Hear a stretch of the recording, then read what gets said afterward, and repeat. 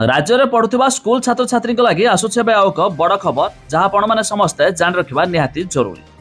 एवं एक जानी राज्य में स्कूल खरा छुट्टी जून 17 तारीख पर्यंत पड़ी। तेज यही स्कूल छात्र छात्री लगी आसीगला एक बड़ घोषणा। जाना पूर्व वीडियो को लाइक करूँ, सब्सक्राइब कर सब्सक्राइब कर पाखर घंटी चिन्ह को दबाई दिंतु। राज्य में एवं बढ़ी चली कोरोना संक्रमित संख्या।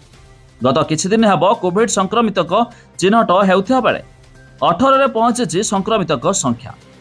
यहां नजर रखी छात्र एवं कर्मचारी को सुरक्षा देवा पई ग्रीष्म छुट्टी पर स्कूल गुड़िकरे ओडिशा सरकार सुरक्षा प्रोटोकॉल लागू करिवे।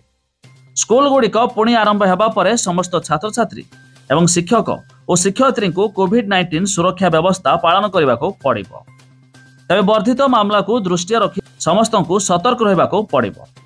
तेज स्वास्थ्य और सुरक्षा आमर सर्वोच्च प्राथमिकता बोली स्कूल एवं गणशिक्षा मंत्री नित्यानंद गंड सांबादिक मानक सूचना दी कहिसेंती। तेज राज्य में बढ़ुवा खरा को नजर रखी जदि एमिति ग्रीष्म प्रभाव आग को आहरी बढ़ी चले तेज खरा छुट्टी बढ़ियो बोली सूचना रही। देखा आगामी पर्याय अर्थात जून 17 तारीख पर्यंत खरा केमिति रोचे। जदि अधिक खरा बढ़े तेज आग को ग्रीष्म छुट्टी बढ़ी पारे बोली सूचना रही। हेले यह सरकार बड़ घोषणा जारी करिसेंती कि ग्रीष्म छुट्टी पर स्कूल रे लागू हेबो कोविड प्रोटोकॉल।